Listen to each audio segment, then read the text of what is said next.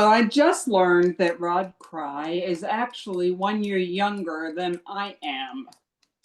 So I have to absorb that while I'm doing his introduction. You graduated from high school a year later than I did, Rod. Congratulations. Well, thank you. He's already told you about his background. He was a CPA for a number of years, 20 years, partner in several firms, and 20 years later sold out and got into consulting, where he did consulting for startup businesses, development, succession planning, anything you can do in a business that a CPA can help with. Rod was there. In 2007, he started his own company, and he's still doing it to date. It's called Great Plains Biosciences Group, and he is the CEO and the CFO. And now for the part that only a Rotarian will appreciate. Rod has been a member of Rotary for almost 37 years. He's belonged to two clubs, both of them are in Kansas. His original club, Ulysses, for 24 years. And if you haven't heard of Ulysses, don't worry about it. It's way west. And it's a delightful community. Actually, Rod, my first conference in Kansas was in Ulysses. So I think of it fondly. And he's currently in Newton, Kansas, and he's been there for 13 years. Newton is just north of Wichita. It's not a suburb, though Wichitans may say so. They actually think they're a separate community. And since he's mayor-elect, we're going to say it's a separate community. He was district governor for our district in 2007, 2008, and got involved in Youth Exchange in 1987 when he hosted the first of his 13 exchange students and has done Youth Exchange ever since. Rod was the treasurer of the South Central Rotary Youth Exchange for 14 years. And he has also served as district foundation chair and as assistant area Rotary Foundation coordinator and assistant area membership coordinator. He's the current president of the Rotary Water and Sanitation Action Group Foundation, a 501c3 set up to gather the donations that fund water and sanitation projects all over the world. It's likely to be the next major initiative sponsored by Rotary International after the end of the polio eradication project. He's worked extensively in many countries on these projects and hopes that other Rotarians realize the door is always open for people to help. One of the most meaningful things Rod did as a Rotarian was to head the recovery effort in Greensburg, Kansas, when the tornado hit the town. Rod has also received Rotary's highest honor, the Service Above Self Award from the Board of Directors of Rotary International in recognition for his service to Rotary. He's still active in the local club as co-treasurer and program chair. And as you've heard, he is upcoming mayor of his hometown. Rod has 3 daughters, 5 grandchildren, and a very tolerant wife named Donna, who is delightful, that they've been married for 47 years, which is beyond me when he has all these other activities. Or maybe that's the reason why, Rod. We are really, really happy to have you to join us today to talk about exchanges for every Rotarian. Okay. Can everybody see this on their screen? Yes. Yes. Okay, let me go. I actually was practicing when today was such a busy day that I didn't get to do a trial run. So you're just going to have to kind of bear with me because I haven't done a youth exchange presentation for a couple of years because I'm not real involved in youth exchange right now. I'm not sure what everyone's level of involvement is with youth exchange. It sounds like it's pretty varied. So I'm just going to do a quick nuts and bolts presentation. And then when we get to the end, I'll ask that you know, we just kind of kick some things around and with you guys being a cultural club, I'm sure you're probably more experienced than a lot of clubs. A lot of people would be. So we're going to start off with a little bit of Rotary trivia. So you guys can unmute if you want to, and we'll see if you can get any of these answers right. how many Rotary exchanges does Rotary handle in an average school year right now? Is it A, 6,000, B, 8,000, or C, 10,000? Any ideas? 10,000? You got it.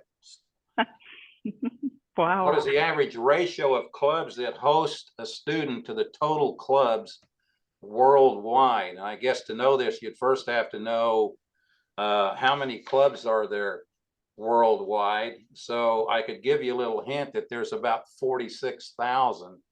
So would that be A, B, or C? A. C. B. Yeah, C. Okay, we have one math person and one non-math person there. So a long-term academic exchange is normally for an academic school year. Kids that participate in youth exchange range from 15 to 19 years old. It's getting hard to place an 18-year-old in some countries, but most youth exchange programs will accept an 18-year-old that turns 19 before their exchange is done.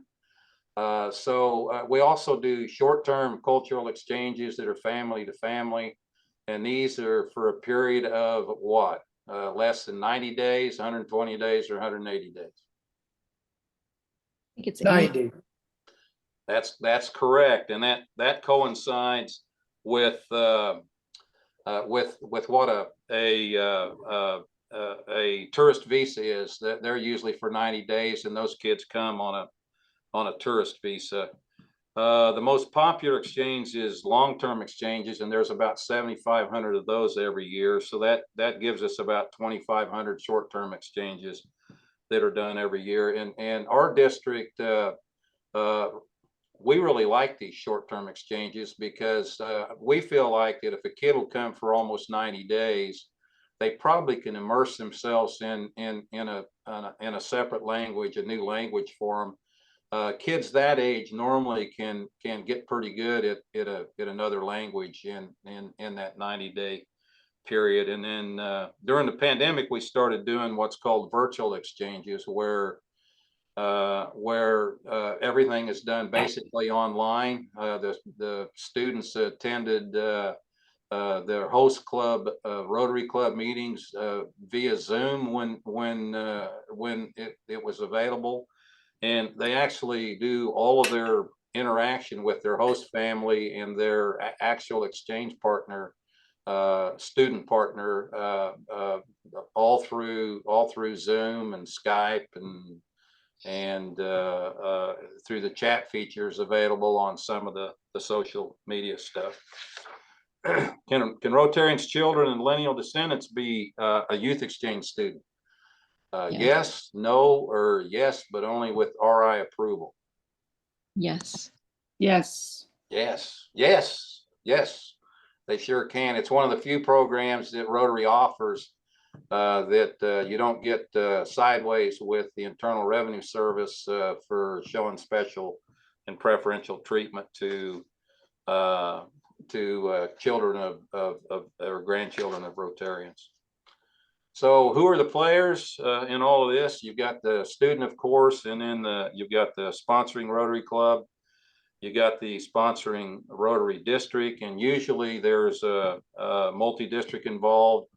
I think North Star, did you guys do the administration for all of the exchanges, or did the individual districts do that, Chris Ann?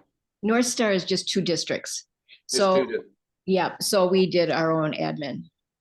by district. Okay, there are some multi districts that actually do all the administration, and it doesn't fall on the district's shoulders. But in SCRYE, we have like 38 districts that are part of SCRYE, and every district does their own administration.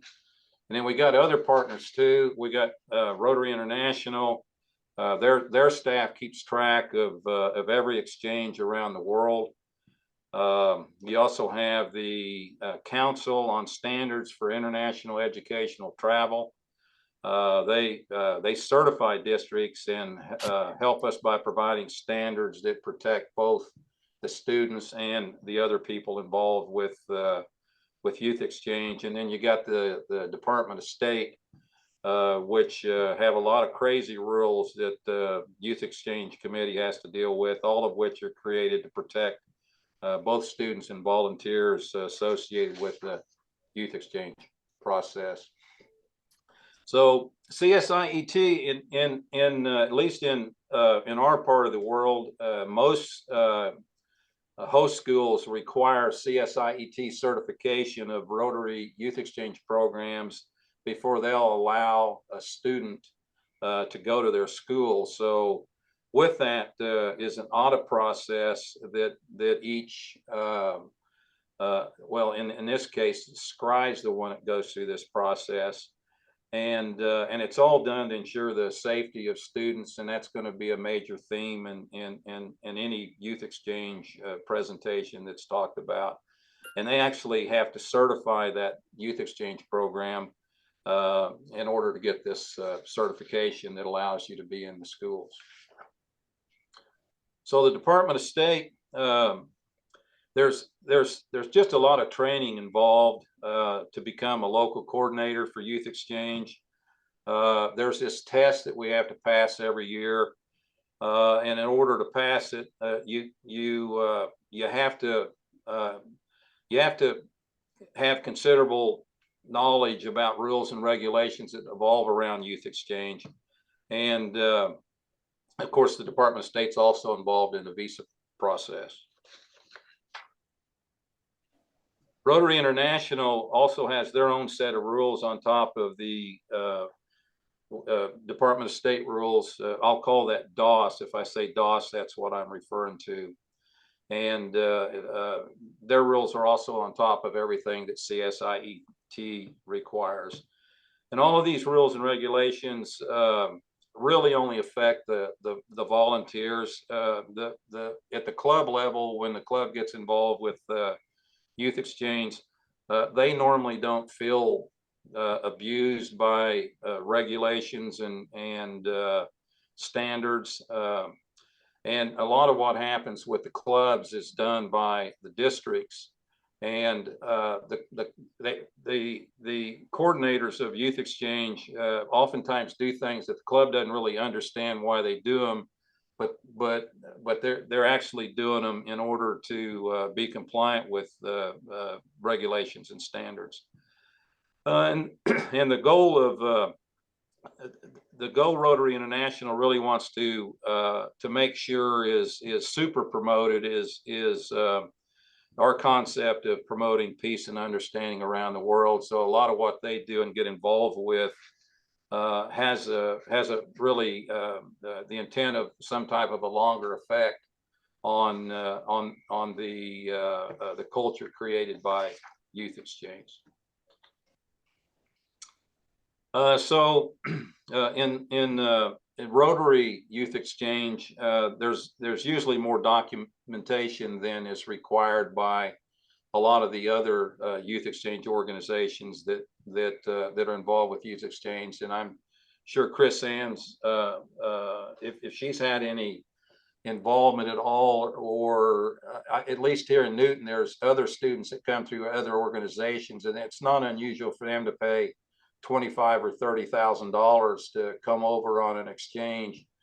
And it's been my experience, I get to know some of those kids that somehow or another, those organizations seem to get away with not being in compliance a lot more than Rotary International would allow us to let happen. One of the things that RI implemented, I don't know how long ago, 3 or 4 years ago, is these unannounced visits to host families. Normally the host family nor the student, they don't really understand that they just think we're pretty cool for stopping by and saying hi and being involved in their exchange, but you can bet that visit will be fully documented and become part of an audit process at some point in time. So somewhere between having fun, getting to see the kids, and maintaining every level of compliance that we're required to maintain. You know, we try to mix a little fun with actually doing what we're supposed to do. Anyone 18 years old that has significant contact with an exchange student or the potential for one-on-one contact with a student, for example, like giving the student a ride to and from a Rotary Club meeting, they're also required to have a criminal background check. How many of you have had a criminal background check ran on you that you know of? Yeah, I knew you were going to say yes, Chris Ann, but I might be leading the league. You know, I've had probably 50 ran since I've been involved with Youth Exchange. And we have, there's just lots and lots of policies. You know, every district has their child protection policy. And of course, that requires training and documentation of that training to stay compliant. We have orientation for everyone. The inbound student gets orientated. Host families, Rotarians involved with the program go through an orientation process in SCRYE, done at the district level. And of course, that all has to be documented for the safety of the kids.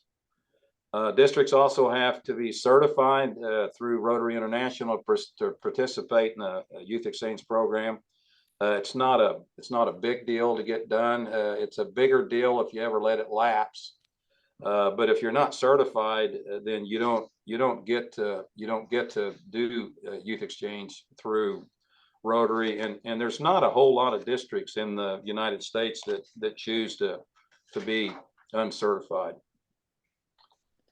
It's no surprise that most districts have a compliance officer to make sure that all of these requirements are done. You really need to have one person to kind of keep an eye on this, because it can become overwhelming if you're doing that on top of everything else. So who does what in these exchanges? The district youth exchange officers do most of the paperwork. Almost everything is done in an online database today. Applications and compliance can all be entered directly into a database system. The district also does whatever needs done to assist clubs and students with training. For outgoing students, most districts already have a network of potential districts that they can exchange with. And have exchanged with in the past. So there's a pretty good chance for any student that wanted to go outbound in our district, for them to get the country that they really want to go to. And usually those are pretty common countries. You know, they want to go to France because they think the girls are cuter, or you know, they want to go to Australia because they like Crocodile Dundee or whatever. So we're usually able to satisfy their first request for a country. And then behind us we have great support from our multi-district where they actually help train the coordinators and district youth exchange volunteers, and they're also the liaison between the individual districts in SCRYE and the Department of State, Rotary International, and CSIET.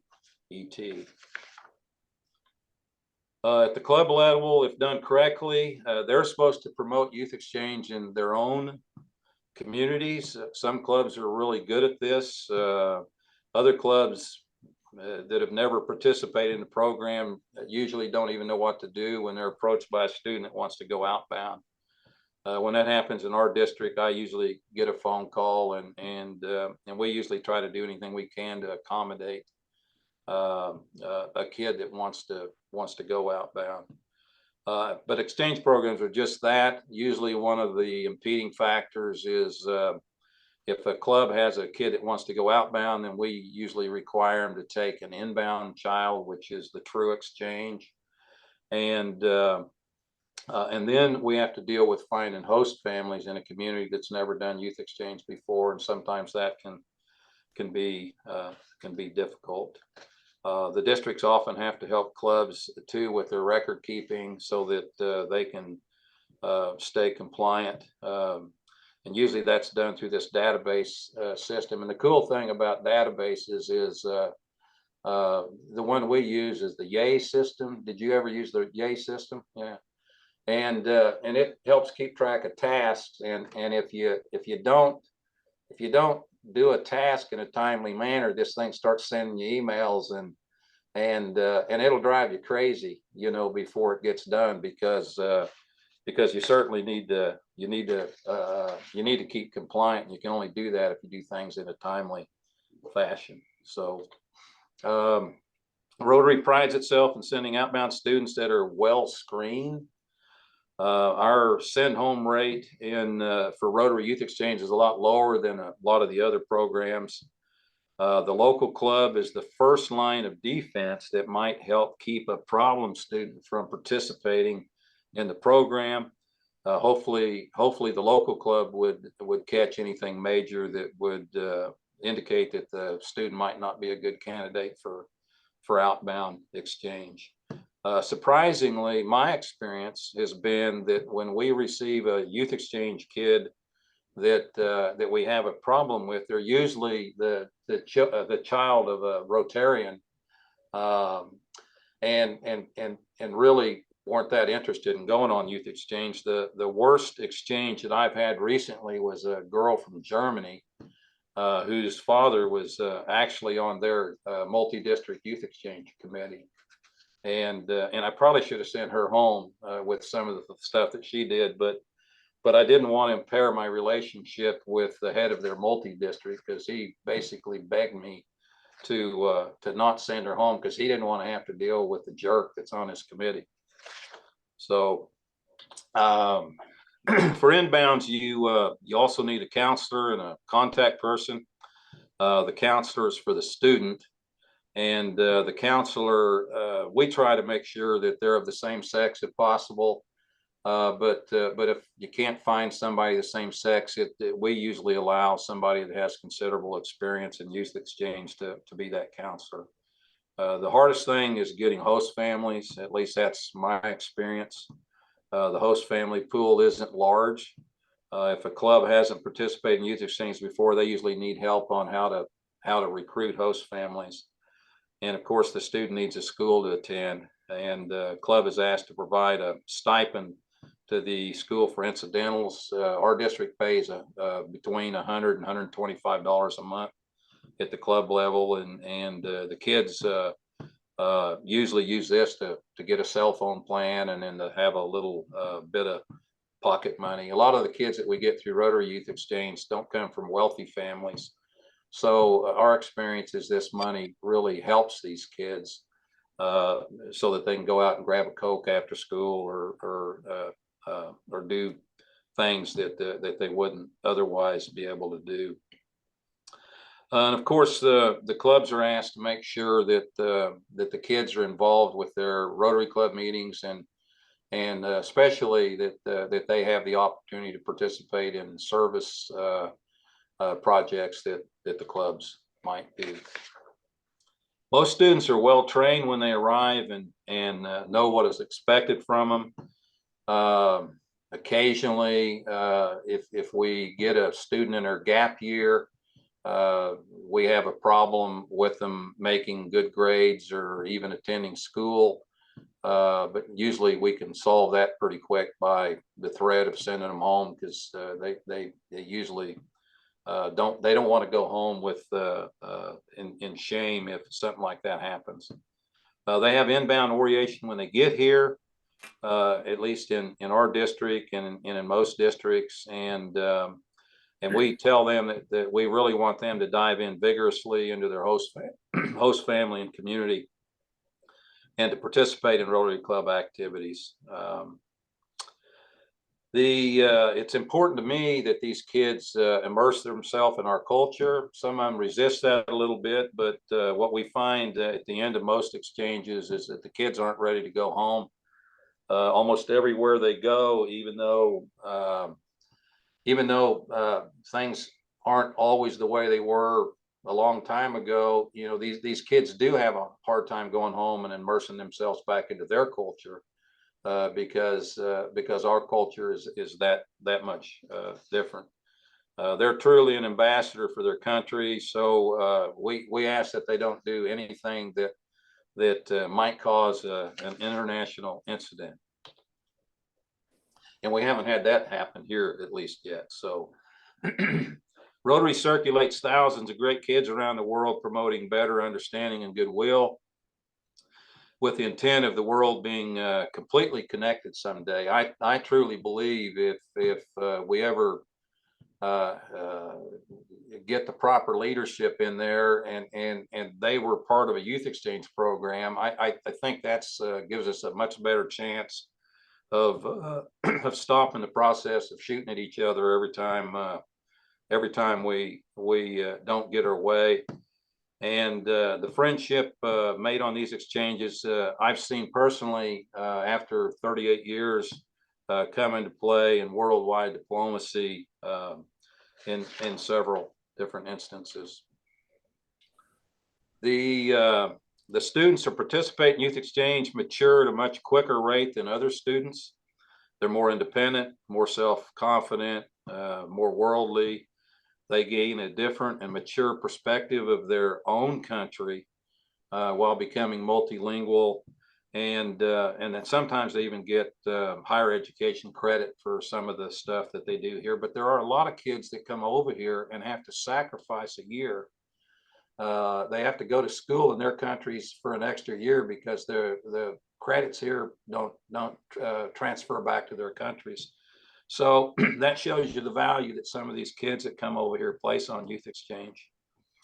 The youth exchange on your college application forms increases your chances of getting scholarships and admission into higher universities, and it also looks good on a resume for the remainder of their life.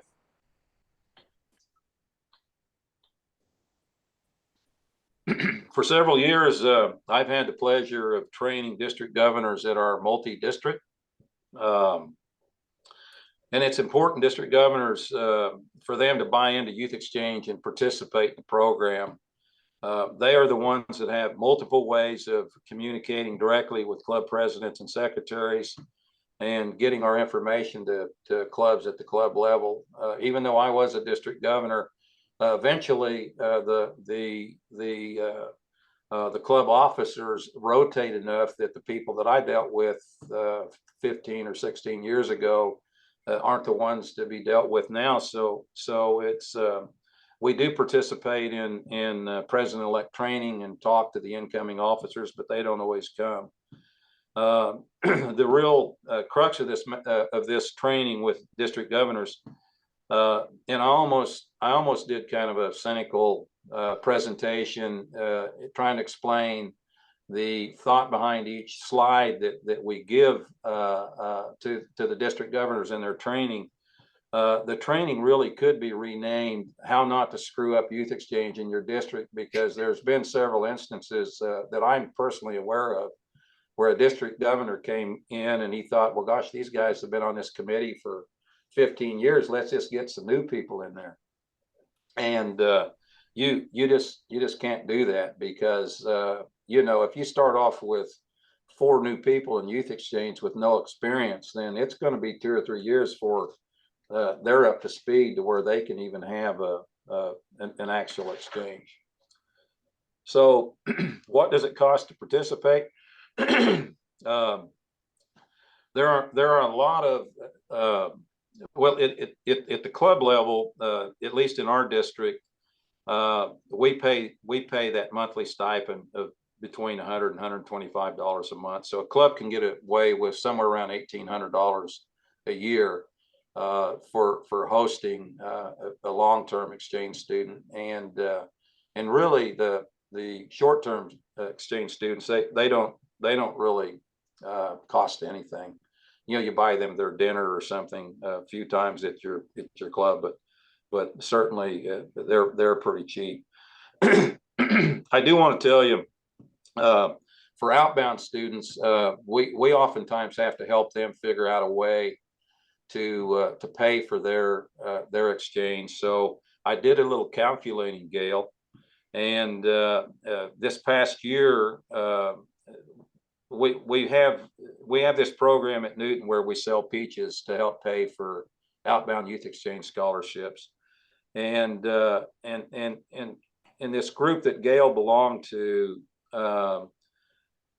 literally has sold tons of peaches to help kids go outbound. Yeah, and this last year, I calculated, Gayle, they sold 3,825 pounds of peaches. Woohoo! So I even went into my record, since I'm known passionately as the peach guy, and since you started doing this, they've sold just right at 36,900 pounds of peaches. So I don't know how many pies that might make, but certainly enough to smash in the face of every district governor in the whole United States a couple times, I would think. So. Oh, Rod, thanks for telling me. I had no idea.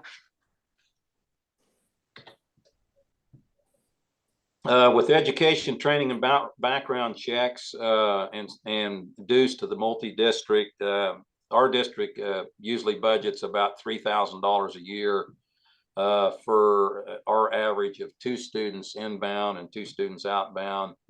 And it really doesn't cost a whole lot more than that to do 12 outbound students. But if you do 12 outbound students, that's like 6 times the work. So we've never really been able to gear up to the point to where we hit that number. Now, back when I first started, when we didn't have hardly any regulations, we did like 34 outbound and 36 inbound one year. But it didn't take as much time to do that. So as with most Rotary volunteers, money is often spent by the people participating and volunteering in the program that never gets turned in for reimbursement. So oftentimes we end up spending more than that $3,000. It just comes out of someone else's pocket, not the district's. A lot of districts do what's called a flat fee. Did North Star do the flat fee? Yep. Yeah. Our district has chosen not to do that. It's not uncommon for that fee to be around $5,000, and oftentimes that flat fee helps cover some of the district volunteer related expenses for training and compliance. We here feel like it might screen some kids out of being able to go, and that'd be putting too much pressure on the Wichita Women's Club to sell peaches. So certainly we wouldn't want to put any more pressure on them. These are just some numbers that show some of the things that a kid has to pay for to go out. So our total cost really isn't that far below a $5,000 fee if we were to charge that. And it kind of depends on the airline ticket. Obviously, a ticket to go to Australia is going to cost more than a ticket to go to France. But the insurance has become a larger number in recent years. And most insurance that the kids would use usually provides medical insurance, life insurance, round trips in case of a death of a family member, and sadly even would pay for the return of the student's remains if something really bad were to happen. So a kid can normally go out of this district on youth exchange for about $4,000.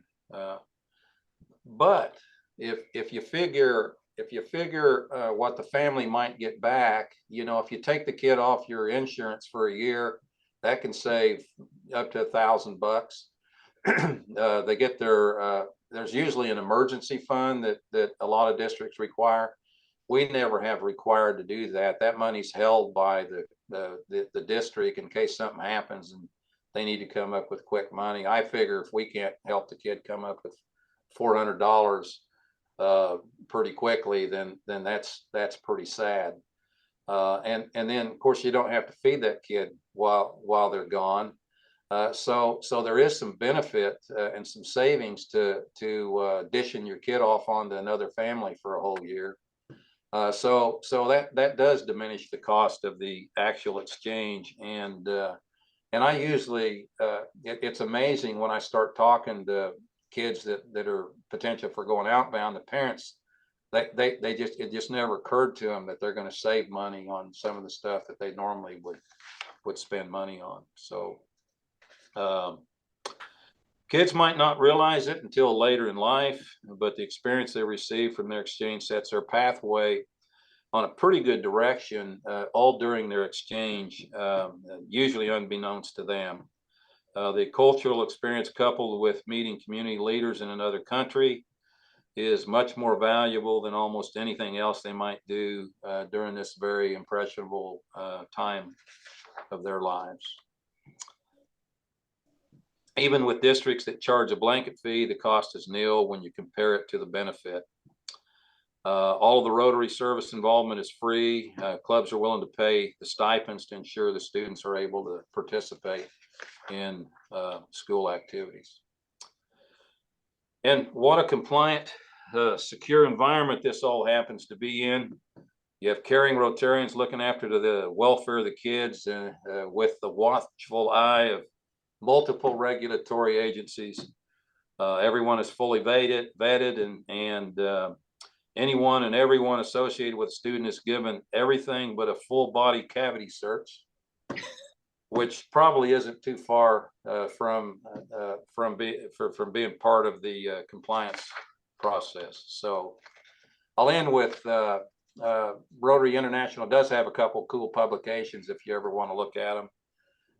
You can usually just Google Rotary International student exchange, and these two things will pop up. And I don't know how an exchange would work with your club anyway. I'm sure Chris Ann has thought about that, but it would be interesting and something that I've never participated in is an exchange with a virtual club. But I would imagine there would be some partnering with another local club, you know, that could be accomplished if that's something a virtual club would want to actually do. And then I don't know if you guys are aware of some of the other exchanges that happen. I also am still in charge of the New Generation Service Exchange, and we just got through doing one of those here in Newton. Last week we had a kid from Germany come that is interested in being a diesel mechanic that worked for a local engine repair shop, and he worked also for a farmer during harvest. And when he got clear through, he decided that he's going to go back to school and do something else. So at least it served its purpose. And I think Gayle might be familiar, and Joe too, because I guess, Joe, you had members of your East Rotary Club that participated with the gal from South Korea. Was it South? No, it was Taiwan. That was the photographer that participated in some of your activities. And then there's the Rotary Friendship Exchange, which I'm real interested in getting started in our district. I think Arlen Houts is the chair of that right now, and that's basically a district-to-district exchange where Rotarians from our district would go to. We would pick a place we'd want to go and contact them and say, hey, do you guys have people that want to come over here? And then it's kind of like the old group study exchange, but for old folks. And I have not participated in one of those, but I was chair of that for 3 or 4 years, and actually we did 2 of those while I was chair. One was to Australia, New Zealand, and the other one was to Germany. So I'm I'm really surprised that Rotary districts don't do that a lot more, because people like to travel, and it's always fun to be a part of someone's culture than to just be a tourist. So with that, I'll say thank you, and ask if you want to talk about anything or have any comments or questions. Thank you so much, Rod, for that wonderful presentation. We have 3 minutes until 5:30. So how about one question? Sure. Oh, you. Okay, Yeah. go ahead. Rod, real quick. Has the school violence in this country affected the recruiting of international students here? I would say probably. You know, the sad thing about that is you don't know. You know, the fact of the matter is there's a whole bunch more kids wanting to come, at least in this part of the world. A lot more kids want to come inbound to the United States than we have that want to go outbound. Interesting. So I haven't really seen a drop in the applications for inbound. Have you, Chris Ann? I mean, is that your experience? Well, we definitely have more inbounds coming in than outbounds. Is that what you're saying? Yes. Yeah. Yep. And my guess is school violence definitely. I mean, I just feel it. I mean, we haven't asked, but it's got to. I did have a weird thing happen, you know, when we placed a kid in Greensburg after the tornado, and she was from Brazil, and I got this phone call. I didn't have a clue what she was saying, but she had done some research on Greensburg, and also done her own research on tornadoes, and I don't have a clue what she said until I got to talk to her husband, who speaks better English than she did, but it sounded like she was pretty excited, Jill. I bet. She still went and had a great experience, though. Good. I'm surprised that our students don't want to be outbound exchanges. Is it a marketing issue, or why do you think we're not getting students to apply?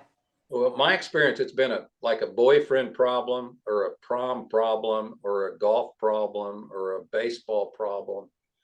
It's our kids aren't willing. They don't see the trade-off between giving up something now to gain something for the rest of their life. Very discouraging. We hit that the same thing. Yeah. Yeah. I've even had girls, especially that that made the application. I got them placed, and then they decided they just couldn't do it. So literally at the last minute. I mean, even after we helped them financially or made that available, you know, it's like, well, I just don't think I can be away from my boyfriend for that long. Well, and another one of I think the biggest problems is having helicopter parents so involved with their kids once they leave home. It's like they have such a hard time disconnecting from their natural state, and they don't make every effort to apply themselves in their host community. It's one of the biggest frustrations we have. That makes it almost impossible to be successful, right? Yeah, you have to choose where you're living. You're either going to live back home, or you're going to live with your 1 year experience, and you just have to make that choice and be strong. You have to discipline yourself. We talk a lot about that in our orientations. Yeah. One of the downsides to my involvement with Youth Exchange and having 13 kids come in is that I've got 3 daughters, and none of them went outbound because they've got their cultural experience right there in our living room. Yeah. So now that they've traveled the world since, you know, I mean, it's kind of cool. They're able to go 9 different countries to see their exchange sisters. And so, you know, I was a little disappointed they weren't interested in going outbound, but at least I didn't realize the impact that it had on them right in our own living room.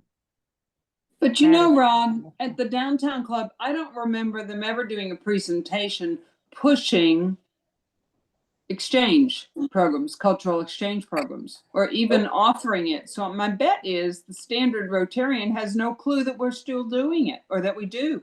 That Yeah. the club presidents do. It's them not getting it back to the club. That's the interesting part. I would tell you, exchanges in Wichita have been difficult because one of the requirements is you have to have a good reason to move a kid from one school to the other. And in Wichita, it's just like there's a lot of people that live on the west side that drive to the east side to work, and there's a lot of people live on the east side that drive to the west side to work. So if you pick a school, Wichita has a rule that a kid can't come from outside. There's boundaries for schools, and if this is the boundary and this is the school and this is the kid, then that kid can't. They can't go to that school. They have to go to this school. So if I find me a host family here and find one here, and it's better for the kid to go here, then I kind of have to cheat on the paperwork and make this host parent they need to go first if they can, and then we just don't report to the school that the kid moved. Oh, Have you So- talked to the superintendent, Rod? Because I know her. Well, I did one time. You know, I'm part of the Wichita Downtown Club's Brew and Tattoo, Yep. and Joe, what's Joe's last name? The architect. Oh, Johnson, Yeah, Joe yeah, Johnson. yeah. I had a problem with the school system. I don't know what happened, but I called Joe, and it wasn't 15 minutes. The superintendent of schools called me, and things were ironed out. So, well, my point, if you have a problem like that, my bet is Sherry Utash, who's a member of the downtown club, could probably take care of it just as quickly. okay, and I know Sherry real well, so Yeah. yeah, And she knows Alicia Thompson. yeah. Alicia So just, use it. yeah, 'cause she she's just getting announced ready- her retirement. I know it. That's why I'm saying use it now. Yeah, okay. That is very helpful. Yeah. Who you know or who knows you, right? But oh my goodness. Thank you so much, Rod, for your presentation. And thank you so much, Gayle, for inviting Rod. This was amazing. And I actually was at your Tulsa, Oklahoma conference, Rod. Oh yeah, it's a 9 big years deal. ago or so. Yeah, Yeah. when I was chairing the Brookings, South Dakota Youth Exchange Committee. Oh, So, oh, I see. I missed a lot of slides, and that's all fine. I just wanted to highlight some upcoming programs. Next week,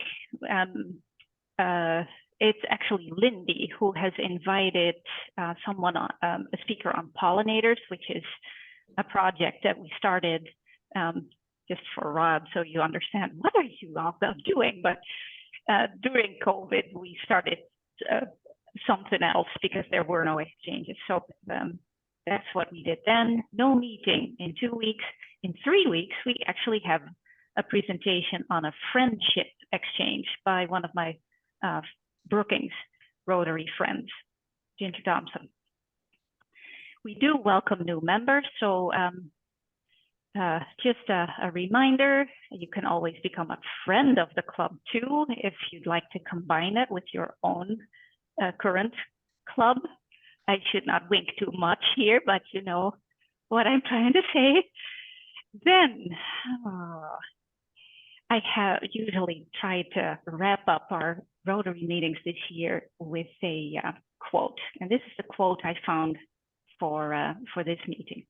My dream is for every 17-year-old to become a youth exchange student. If we could achieve this, there would be no more wars. And that was by Karl Wilhelm Stenhammar, and he was the Rotary International president in 2004 and 2005. And lastly, I invite you to take yourself off of mute. I think only Kirk has himself on mute, and maybe Elke. I can't see everything right now, but just to recite the 4-way test of the things we The think, things we say, think, say, and do. Is it the First, truth? is it the Is truth? it fair? Second, Fair it's fair Is it fair to to all to all concerned? concerned. Three, Will it will it build goodwill goodwill and better and friendship. better friendships? Fourth, Fourth, will it be will it be beneficial beneficial to all to all concerned? concerned? And with that